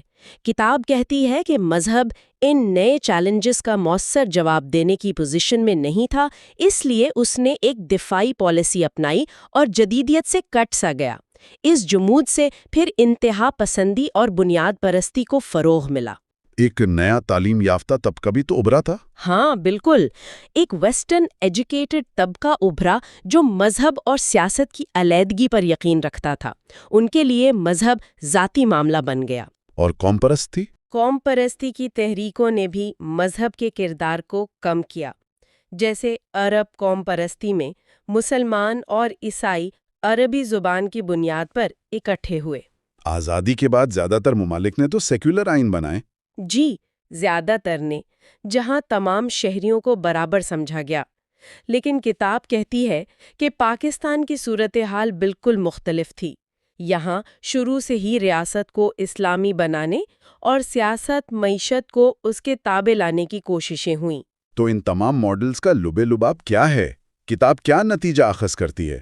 کتاب کا کنکلوژن یہ ہے کہ جب مذہب اور سیاست کا انضمام ہوتا ہے، انٹیگریشن، تو اکثر ایک اتھارٹیرین، آمرانہ نظام بنتا ہے جو معاشرے کی تخلیقی صلاحیتوں کو ختم کر دیتا ہے۔ اور جب ٹکراؤ ہوتا ہے، جب تصادم کانفلکٹ ہوتا ہے، تو دونوں یعنی مذہب اور سیاست اقتدار کی جنگ میں عوام کے وسائل استعمال کرتے ہیں اور انہیں سماجی اور ثقافتی سرگرمیوں سے محروم کر دیتے ہیں۔ کتاب سعودی عرب کی مثال دیتی ہے کہ وہاں دولت بہت ہے، ہر آسائش ہے، لیکن ثقافت نہیں ہے۔ کوئی بڑا موسیقار، فنکار، ادیب پیدا نہیں ہوا۔ وہ ایک کنزیومر سوسائٹی ہے، کنٹریبیوٹر سوسائٹی نہیں۔ لیکن جب مذہب کا اثر کم ہوتا ہے، یعنی سیپریشن ہوتی ہے، کتاب کہتی ہے کہ تاریخ گواہ ہے، جب بھی مذہب سیاسی یا سماجی دباؤ میں پیچھے ہٹتا ہے تو معاشرہ فلسفہ، فن، ادب، موسیقی میں ترقی کرتا ہے، جیسے عباسی خلفاء کا دور یا مغلوں میں اکبر کا دور۔ جب مذہب کی گرفت کمزور ہوتی ہے تو معاشرہ آزاد ہوتا ہے، جب مذہب حاوی ہوتا ہے تو بنجر ہو جاتا ہے۔ تو کیا مذہب کو سیاست سے الگ کرنا اسے کمزور کرتا ہے؟ کتاب کا موقف ہے کہ نہیں، بلکہ یہ اسے محفوظ کرتا ہے۔ مذہب کی اصل طاقت ریاست کی سرپرستی میں نہیں، بلکہ اس کی سچائی پر لوگوں کے یقین میں ہے۔ اچھا۔ جب بھی سیاست کو مذہب کی مدد کے لیے بلایا جاتا ہے، وہ اسے اپنے مفاد کے لیے استعمال کرتی ہے اور اسے کمزور کر دیتی ہے۔ اور آج کے جدید دور میں جہاں سائنس، معاشیت اتنی پیچیدہ ہو گئی ہیں، مذہب کے لیے ان میں مؤثر مداخلت کرنا ویسے بھی بہت مشکل ہے۔ اس لیے کتاب کے مطابق علیحدگی ہی بہترین راستہ ہے۔ بہت انٹرسٹنگ انالیسز ہے۔ اب چلتے ہیں chapter 8 politicisation and commercialization of religion the case of Pakistan. یہاں خاص طور پر پاکستان پر فوکس ہے۔ یہ باب کہتا ہے کہ پاکستان بننے کی مخالفت کرنے والی جو مذہبی جماعتیں تھیں، جیسے جمعیت علماء ہند، جماعت اسلامی، مجلس احرار، وہ قیام پاکستان کے فوراً بعد یہاں آ گئیں۔ اور ان کا ایجنڈا کیا تھا؟ ان کا ایجنڈا تھا کہ اس نئی ریاست کو حقیقی اسلامی ریاست بنایا جائے۔ جماعت اسلامی نے اپنا ہیڈ کوارٹر لاہور منتقل کر لیا۔ مجلس احرار نے قادیانیوں کے خلاف تحریک شروع کر دی، جس کا نتیجہ 1954 کے فسادات اور پنجاب میں پہلے مارشل لاء کی صورت میں نکلا۔ ایسے میں ریاست کا رد عمل کیا تھا؟ وزیر اعظم لیاقت علی خان نے علماء کو کاؤنٹر کرنے کے لیے ایک اسٹریٹجی اپنائی۔ وہ تھی ریاست کی طرف سے مذہب کو اپنانا، اپروپریٹنگ ریلیجن، یعنی ریاست خود اسلام کا نام لے۔ اس مقصد کے لیے انہوں نے ہندوستان سے بڑے علماء جیسے سلیمان ندوی کو بلایا کہ آئین سازی میں مدد کریں۔ اس کا نتیجہ کیا نکلا؟ آئین تو فوراً نہیں بنا، لیکن قرارداد مقاصد آبجیکٹو ریزولوشنز 1949 میں منظور ہوئی، جس میں اللہ کی حاکمیت کا اعلان کیا گیا۔ یہ قرارداد بعد میں آنے والے تینوں آئینوں کا حصہ بنی اور پاکستان اسلامی جمہوریہ قرار پایا۔ اس اسٹیٹ اسلامائزیشن کا لانگ ٹرم نتیجہ کیا نکلا؟ کتاب اسے اوپر سے مذہبی بنیاد پرستی، فنڈامنٹلزم فرام ابو کہتی ہے، یعنی حکمران طبقے نے مذہب کو اپنی سیاسی ناکامیاں چھپانے اور عوام کو مطمئن رکھنے کے لیے استعمال کیا۔ اور علماء کو؟ علماء کو سیاست میں فعال کردار ادا کرنے سے روکا گیا، لیکن یہ پالیسی آخر میں ناکام ہوئی اور اس نے مذہبی جماعتوں، خاص طور پر جماعت اسلامی کے لیے مزید سپیس پیدا کر دی۔ جماعت اسلامی کا سیاسی کردار کیسے بدلا؟ شروع میں جماعت کے اندر بھی دو رائے تھیں۔ ایک کہتی تھی سیاست سے دور رہ کر پہلے معاشرے کی اصلاح کرو، دوسری کہتی تھی سیاست میں آؤ، اقتدار حاصل کرو، پھر شریعت نافذ کرو۔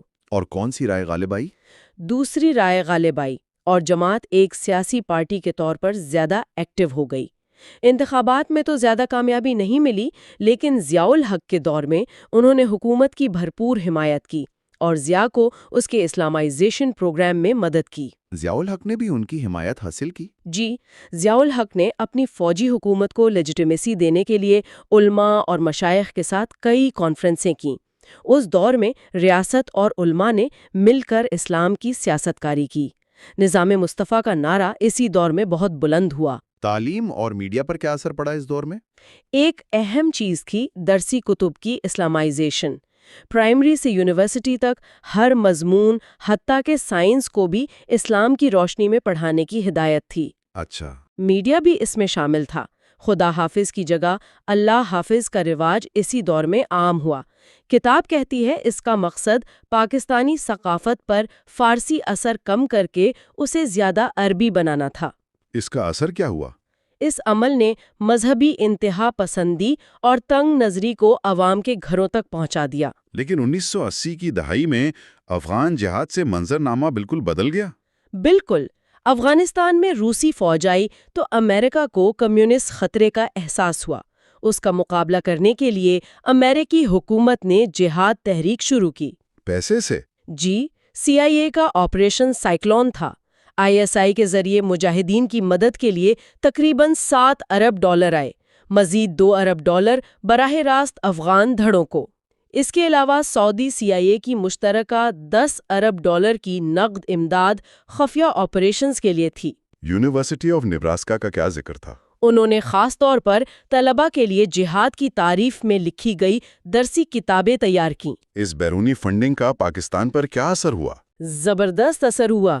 پاکستان میں مذہبی جماعتوں کی تعداد میں دھماکہ خیز اضافہ ہوا۔ 1970 کی دہائی میں کوئی 30 تھیں، 80 کی دہائی میں 237 ہو گئیں۔ اتنی زیادہ؟ جی، یہ تمام جماعتیں اور گروہ غیر ملکی فنڈنگ سے مستفید ہوئے۔ ریاست کی طرف سے جمع کی گئی زکوٰۃ سے بھی انہیں خاطر خواہ رقم ملی۔ نئی جو جہادی تنظیمیں ابھریں، انہیں مزید فنڈز کے لیے مزید رضاکار چاہیے تھے، افغانستان میں زیادہ ایکٹیو کردار چاہیے تھا۔ تو یہیں سے؟ جی، یہیں سے مذہب کی کمرشلائزیشن کا آغاز ہوا۔ جہاد تحریکیں اب بڑی کارپوریشنز یا بزنس ہاؤسز بن گئیں اور ان میں آپس میں مقابلہ بھی شروع ہو گیا۔ کمرشلائزیشن سے کیا مراد ہے اور اس کے نتائج کیا تھے؟ مطلب یہ کہ جہاد اب فنڈز حاصل کرنے کا ایک بڑا ذریعہ بن گیا۔ اچھا۔ تو زیادہ فنڈز کے لیے زیادہ کارکردگی دکھانی پڑتی تھی، تنظیمیں ٹوٹنے لگیں، دھڑے بننے لگے۔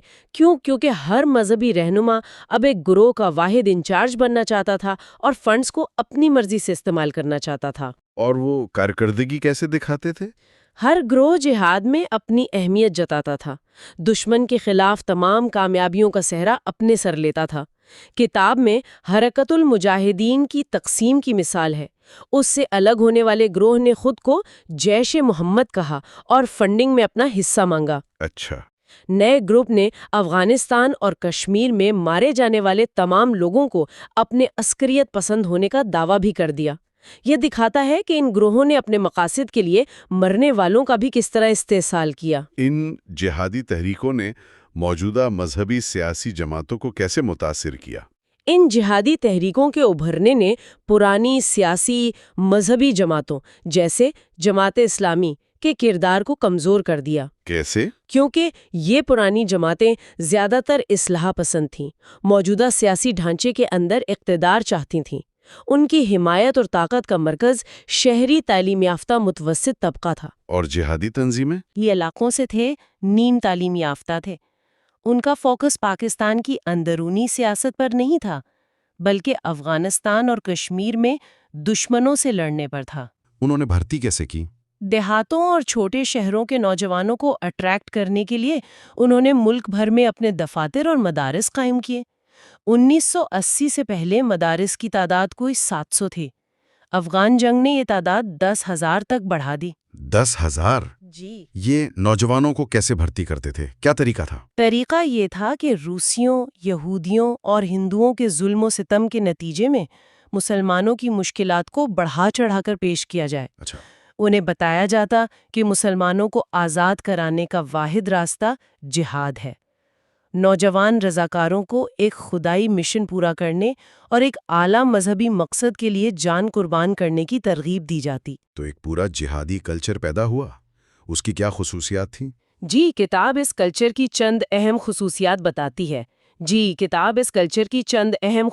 بتاتی ہے۔ پہلا تو نام۔ ان گروہوں کے نام ان کے جہادی کردار کو ظاہر کرتے تھے، حرکت مجاہدین، جیش محمد، لشکر طیبہ وغیرہ۔ صحیح۔ پھر تاریخی حوالے استعمال کیے گئے، البدر، البرق جیسے نام۔ ٹریننگ کیمپس کے نام تاریخی شخصیات پر جنہوں نے غیر مسلموں سے جنگیں لڑیں، محمد بن قاسم، محمود غزنوی، سید احمد شہید۔ پروپیگنڈا کا کیا کردار تھا؟ بہت اہم۔ جہادی تنظیموں نے اپنے نظریات پھیلانے کے لیے جدید ٹیکنالوجی کا خوب استعمال کیا۔ مدارس و مساجد تو مراکز تھے ہی، اخبارات، رسالے، پیمفلیٹ، جلسے، کیسٹ، ویڈیوز سب کچھ استعمال ہوا۔ ان کے اخبارات کے نام بھی دیکھیں، ضرب مومن، صدائے جہاد، شمشیر۔ اور شہادت کا کلچر؟ ہاں، یہ بہت نمایاں تھا۔ رضاکاروں کو لڑنے اور شہادت کا درجہ حاصل کرنے کے لیے انہوں نے سوگ منانے کا ایک نیا کلچر مقبول بنایا۔ وہ کیسا تھا؟ جب کوئی نوجوان مجاہد کشمیر یا افغانستان میں مر جاتا تو اس کا گروپ تعزیت کے بجائے اس کے خاندان کو مبارکباد دیتا۔ مبارکباد؟ جی، شہادت پر مبارکباد۔ ثقافت کا دباؤ اتنا تھا کہ اگر کوئی تعزیت کرتا تو خاندان والے اسے جھڑک دیتے اور فخر سے کہتے کہ یہ خوشی کا موقع ہے کہ ان کا بیٹا مقدس مقصد کے لیے مرا ہے۔ عجیب بات ہے۔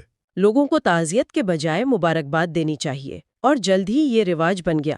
خبر ملنے پر رشتہ دار اور دوست شہید کے خاندان کو ہار پہناتے، مٹھائیاں تقسیم کرتے۔ اور گلیوں کے نام بھی؟ جی، یہ بھی رواج بنا کہ جس گلی میں شہید کا خاندان رہتا اس کا نام شہید کے نام پر رکھا جاتا۔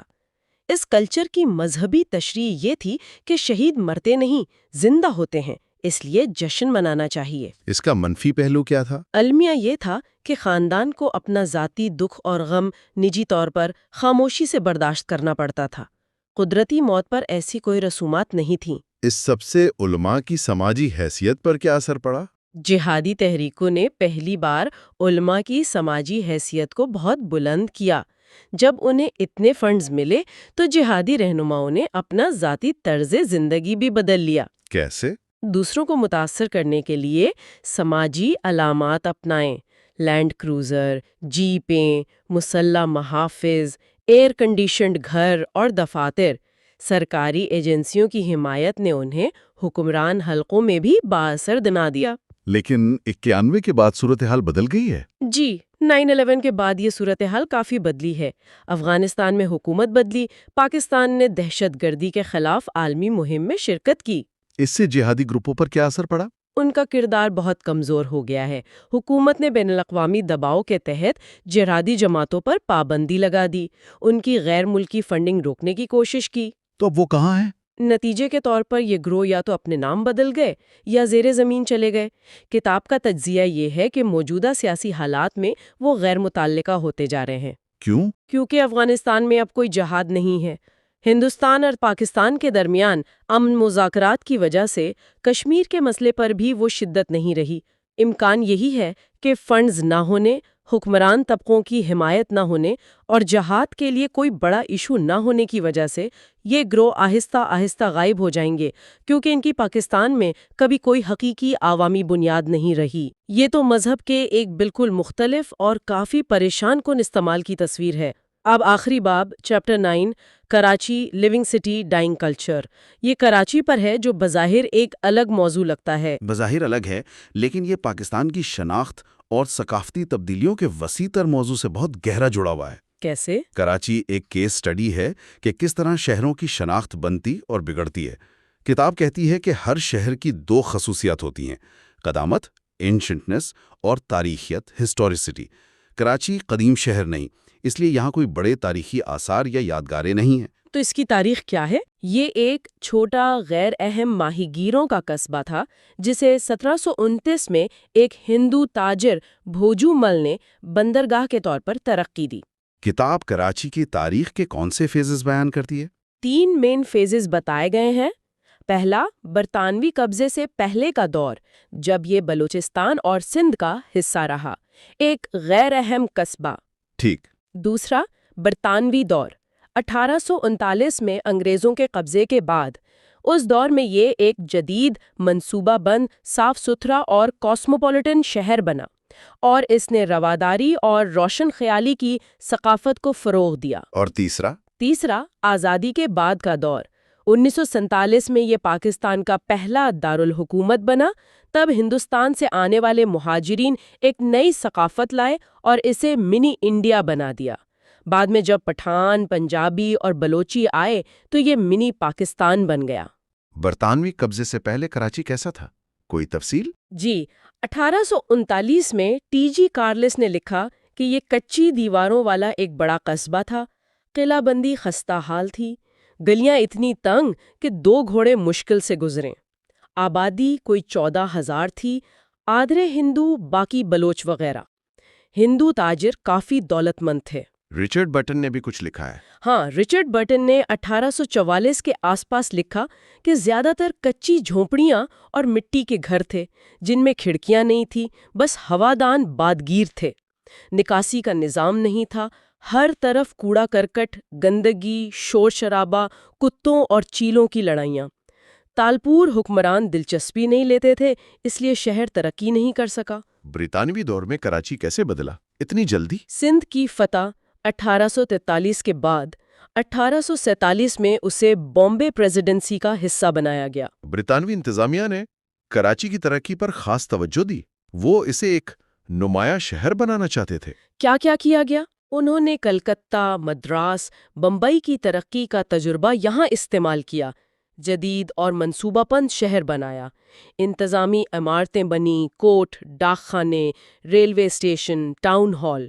ساتھ ہی عوامی سہولیات اور تفریح کا بھی خیال رکھا۔ باغات، تھیٹر، عجائب گھر، شاپنگ آرکیڈ، کلب، کیفے اور بنیادی سہولیات؟ ہسپتال بنے، تعلیمی ادارے، لائبریریاں، بینک قائم ہوئے، چوڑی سڑکیں بنی، صفائی کا نظام بنا، میونسپیلٹی نے شہر کا انتظام سنبھالا، شہر کا مرکز چرچ کے بجائے کمرشل عمارتیں بنی جو مذہب پر سیکولرزم کی ایک علامت تھی۔ آبادی اور ثقافت پر کیا اثر پڑا؟ فتح کے بعد کراچی کی آبادی کا پیٹرن بالکل بدل گیا۔ بندرگاہی شہر بننے کی وجہ سے ہندوستان بھر سے کاروباری برادریاں یہاں آئیں۔ میمن، بوہری، کچھی، پارسی، خوجے، مارواڑی، گوان، یورپی، یہودی۔ تو یہ ایک ملا جلا شہر بن گیا؟ جی، کثیر النسل، کثیر الثقافتی، کثیر المذہبی۔ ان برادریوں نے اپنی الگ شناخت بھی برقرار رکھیں، لیکن ایک دوسرے پر ثقافتی اور سماجی طور پر اثر انداز بھی ہوئیں۔ نتیجہ کیا نکلا؟ سیکولرزم اور رواداری پر مبنی ایک ہم آہنگ ملی جلی ثقافت پیدا ہوئی۔ پارسی کمیونٹی کا خاص ذکر ہے؟ جی، ان برادریوں نے کراچی کو اپنا گھر بنایا اور اس کی ترقی میں بہت حصہ لیا، خاص طور پر پارسی برادری نے، اور ان میں بھی جمشید نسروان جی مہتا، جب وہ 1921 سے 1933 تک میونسپیلٹی کے صدر رہے تو شہر صفائی کا نمونہ بن گیا۔ پانی کی فراہمی، سڑکیں، باغات، میٹرنٹی ہومز، ہاؤسنگ اسکیمیں، بہت کام ہوا۔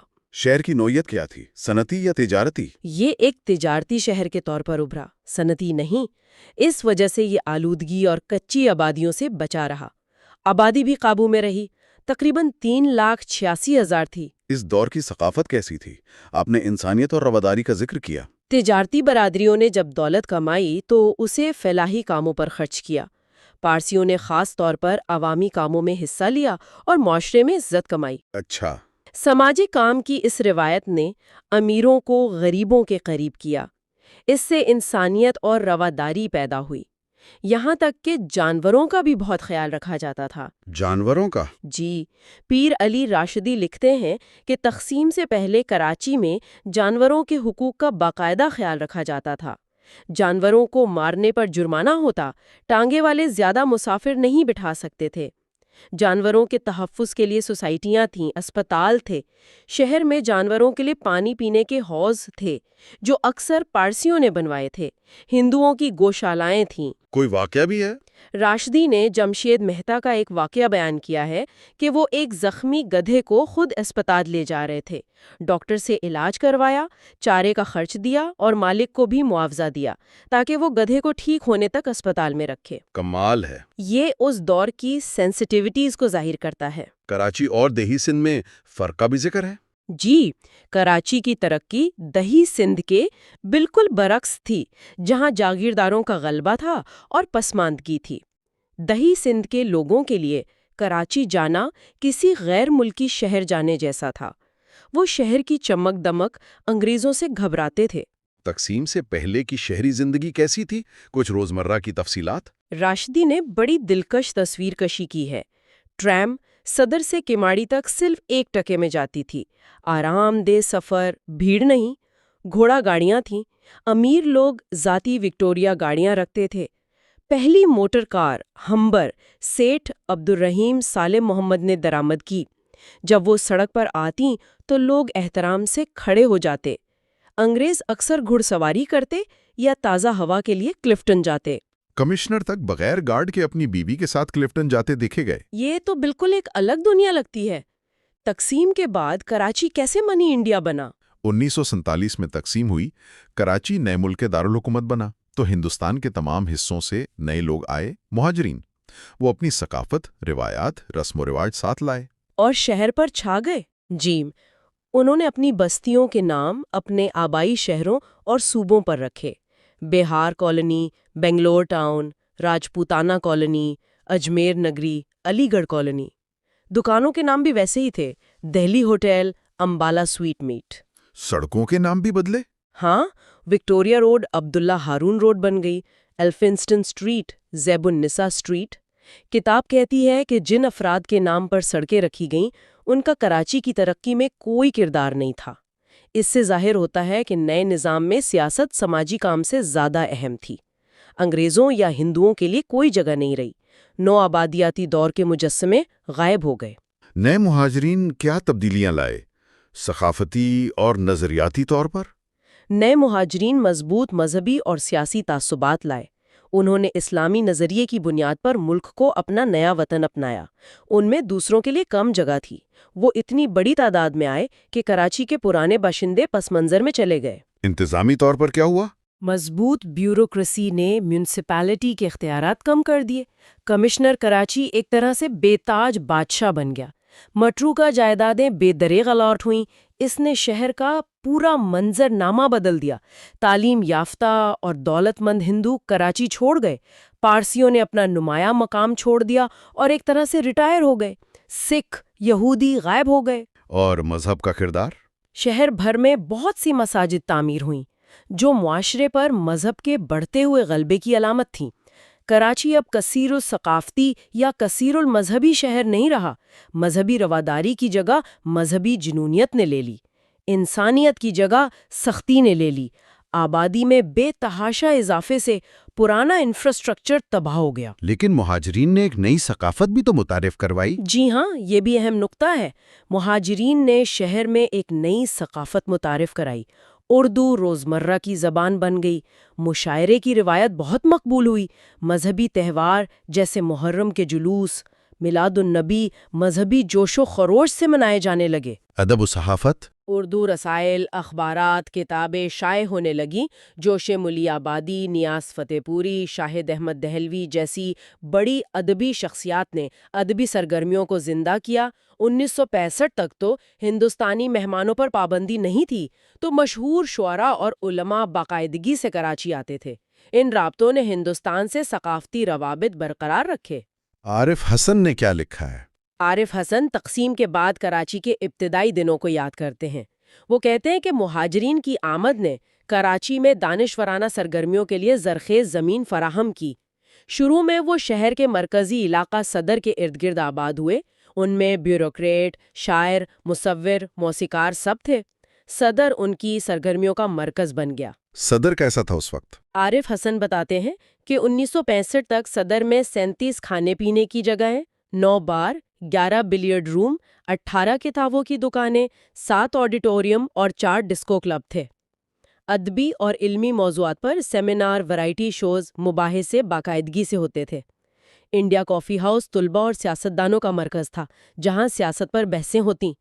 کیپٹل اور پیراڈائز سنیما میں فلم فیسٹیولز ہوتے۔ صدر گھومنے پھرنے اور دوستوں سے ملنے کے لیے خوشگوار جگہ تھی۔ پھر منی پاکستان کا دور کیسے شروع ہوا؟ صنعت کاری کا عمل تقسیم کے فوراً بعد شروع ہوا تھا۔ جب نئی صنعتیں لگیں تو سستی لیبر کی ضرورت پڑی۔ تو لوگ دوسرے صوبوں سے آئے؟ جی، بے روزگاری اور ترقی کی کمی نے شمال مغربی سرحدی صوبے، اب خیبر پختونخوا اور پنجاب کے لوگوں کو بڑی تعداد میں کراچی آنے پر مجبور کیا۔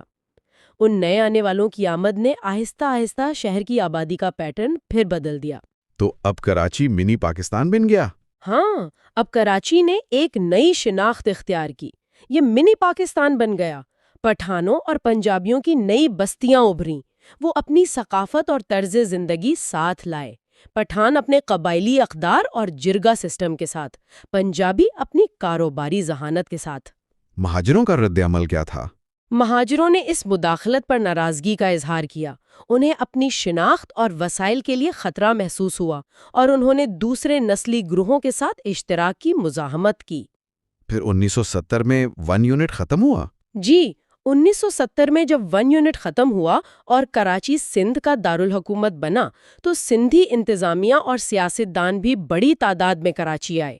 اب تک شہر کی سندھی آبادی پس منظر میں تھی۔ اس سے مہاجر کمیونٹی پر کیا اثر پڑا؟ مہاجر کمیونٹی جو اب تک شہر میں ایک طرح کی اجارہ داری رکھتی تھی، اپنی طاقت کھونے پر گھبرا گئی۔ ان احساسات نے بالآخر مہاجر قومی موومنٹ MQM کے ظہور کا باعث بنا۔ اور شہر کا انتظام؟ کراچی کارپوریشن ایک بیوروکریٹک ادارہ بن گئی، منتخب نہیں رہی۔ اوپر سے دوسرے صوبوں کے لوگ اور بہت سے افغان، بنگالی، برمی، ایرانی غیر قانونی طور پر آ کر یہاں آباد ہو گئے۔ ان نئے آنے والوں کا رویہ کیسا تھا؟ چونکہ ان میں سے زیادہ تر غیر ہنرمند کارکن تھے اور ان کا پس منظر دیہی تھا، ان کا رویہ مہاجروں کے متوسط طبقے کی ثقافت سے میل نہیں کھاتا تھا۔ اس کے نتیجے میں بہت سے نسلی تصادم ہوئے۔ تو نتیجہ کیا نکلا؟ نتیجہ یہ ہے کہ منی انڈیا کی وہ ثقافت جسے اتنے جوش و خروش سے لایا اور پروان چڑھایا گیا تھا، امیگریشن کی ان نئی لہروں اور منی پاکستان کے ظہور سے جڑ سے اکھڑ گئی اور بہہ گئی۔ تو آج کراچی کی کیا شناخت ہے کتاب کے مطابق؟ ان تمام تبدیلیوں کے باوجود کتاب کہتی ہے کہ کراچی کی شناخت آج بھی بڑی حد تک ایک مہاجر شہر کے طور پر کی جاتی ہے، لیکن یہ شناخت بھی بحران کا شکار ہے۔ کیسے؟ دیہی سندھ شہر سے ایک طرح کی دشمنی رکھتا ہے کیونکہ اس نے صوبے کو ثقافتی اور نسلی طور پر تقسیم کر دیا ہے۔ دوسرے صوبوں سے تعلق رکھنے والی کمیونٹیز کے سماجی روابط ان کے آبائی گھروں سے ہیں۔ اور مہاجر ہندوستان سے اپنے تعلقات منقطع کرنے کے بعد شہر میں ایک طرح سے بند ہیں، بغیر کسی ہنٹرلینڈ کے۔ ان کی الگ مہاجر شناخت کو پاکستان کا کوئی دوسرا نسلی گروہ تسلیم نہیں کرتا۔ اس سب کا شہر پر کیا اثر ہوا؟ نتیجے کے طور پر شہر کو نقصان پہنچا ہے۔ شہر سے تعلق کا، اونرشپ کا احساس نہیں ہے۔ یہی وجہ ہے کہ غیر منصوبہ بند نئی بلند بالا عمارتوں اور پلازوں نے شہر کو بدنما کر دیا ہے۔ پرانی عمارتیں اور یادگاریں خستہ حالی کا شکار ہیں۔ انہیں محفوظ رکھنے میں کوئی دلچسپی نہیں، کیونکہ تمام نئے آنے والے شہر کے ماضی کو مسترد کرتے ہیں۔ تو کتاب کا اختتام کیا ہے اس باب پر؟ کتاب کہتی ہے کہ تبدیلی تو ناگزیر ہے، شہر بھی وقت کے ساتھ بدلتے ہیں، تاہم اگر تبدیلی شہر کے بگاڑ کا باعث بنے اور زندگی کو ناقابل برداشت بنا دے تو ماضی لوگوں کو ستاتا ہے۔ کراچی کے معاملے میں المیہ یہ ہے کہ اس شہر کا وہ ماضی، تقسیم سے پہلے کا امن، خوشحالی اور ہم آہنگ ثقافت والا ماضی، اب صرف چند لوگوں کو ستاتا ہے جو اس دور میں یہاں رہتے تھے۔ تو آج ہم نے مبارک علی کی کتاب کے ان 4 اہم ابواب کا جائزہ لیا۔